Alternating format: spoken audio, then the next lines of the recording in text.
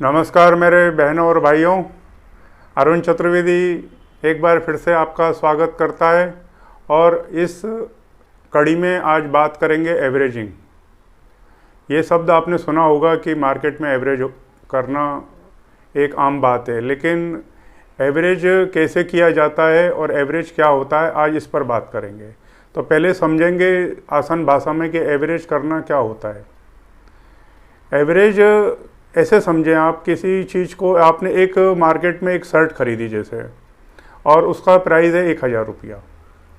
फिर आपने एक महीने के बाद फिर उसी टाइप की शर्ट को ख़रीद लिया और वो उस समय पर 2000 की है, तो आपने एक शर्ट और ले ली। अब आपके पास शर्ट दो हो गई, लेकिन आपका जो प्राइस है हो गया 1500 हो गया। एवरेज प्राइस हो गया 1500। फिर आपने थोड़े दिन के बाद एक शर्ट और ख़रीद ली, तब प्राइस और बढ़ गया उसका। फिर आपने उसी शर्ट को 3000 में ख़रीदा मार्केट में। तो आपके पास आज 3 शर्ट हैं, लेकिन उनकी जो एवरेज प्राइस है वो 2000 है और मार्केट का प्राइस आपका 3000 रुपया है। इसका मतलब आपको हर शर्ट के ऊपर प्रॉफिट हो रहा है। तो आपका जो एवरेज प्राइस है वो 2000 है।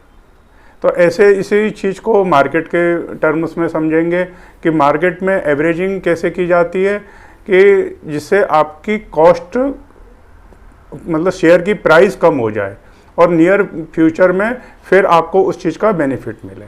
लेकिन इसको करते कैसे हैं वो आप समझेंगे तो आपको क्लियर हो जाएगा इस पॉइंट पे कि एवरेजिंग कैसे की जाती है। देखिए, मेरा जो अनुभव है और मैं जो देखता हूँ मार्केट में या लोगों से सुनता हूँ, वो एवरेजिंग ऐसे करते हैं कि जैसे मार्केट में जब मार्केट गिरती है तो गिरती हुई मार्केट में एवरेज करते हैं वो। ये सबसे बड़ा डेंजरस पॉइंट है। मैं इसी पॉइंट को आपको इंडिकेट करके बताना चाहता हूँ कि गिरती हुई मार्केट में कभी भी एवरेजिंग नहीं करें आप, नहीं तो आप बहुत बड़े ट्रैप में फंस जाएंगे, आपका बहुत बड़ा लॉस हो जाएगा। वो आदमी कैसे करता है, रिटेल इन्वेस्ट पर 95% आदमी की मेंटलिटी ये रहती है, सस्ता हो गया ले लो, सस्ता हो गया ले लो, सस्ता हो गया। अरे भाई, वो गिर रहा है, आप थोड़ा सब्र रखें, वेट करें उसका। तो एवरेजिंग कभी भी नीचे के लेवल पर, जब मार्केट नीचे गिर रही है तभी आप एवरेजिंग नहीं करें। जब भी मार्केट ऊपर जा रही है तभी एवरेजिंग करें, तब उसमें आपको प्रॉफिट होगा। जैसे एक उदाहरण से समझते हैं कि जैसे कोई शेयर है, उस शेयर का प्राइस 100 रुपया है। अब वो मार्केट गिरी, आपकी नज़र उस पर गई, तो आपने एक शेयर खरीदा 100 रुपये का। फिर दूसरे तीसरे दिन मार्केट को देखा आपने कि वो शेयर अभी 90 रुपये पर आ गया, फिर आपने शेयर खरीद लिया। तो आपने फिर तीसरे दिन भी एक शेयर खरीद लिया, अब वो शेयर का प्राइस हो गया 80 रुपया। अब फिर आपने एक शेयर खरीद लिया, तो आपका जो प्राइस है वो एवरेज प्राइस हो गया 90 रुपीज़।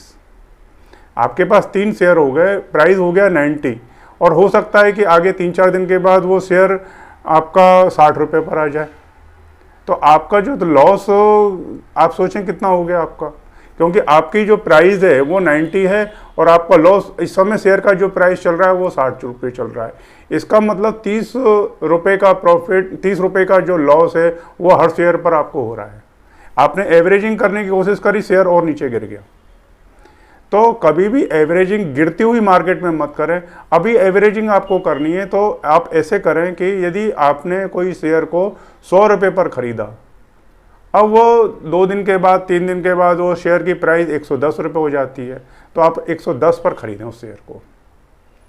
फिर 3-4 दिन के बाद उस शेयर की प्राइस 120 हो जाती है, तो आप एक शेयर फिर 120 पर ख़रीदें। तो आपकी जो एवरेजिंग हो गई वो क्या हो गई, 110।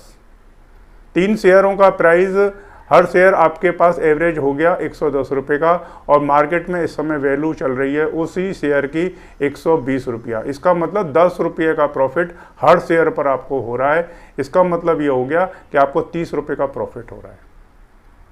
तो आप इस चीज़ को समझें कि कभी भी मार्केट में एवरेजिंग नीचे के लेवल पर, जब मार्केट गिरती है तब नहीं करें, जब मार्केट उसी रेशो में ऊपर बढ़ती है तब करें और उसमें प्रॉफिट कमाएं।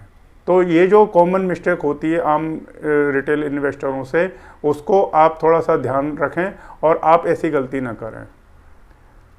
तो निवेदन करता हूँ कि आप भविष्य में इस चीज़ को समझेंगे और अपने ट्रेड में इस चीज़ को फॉलो करेंगे और समझ के साथ ट्रेड करेंगे और प्रॉफिट कमाएंगे।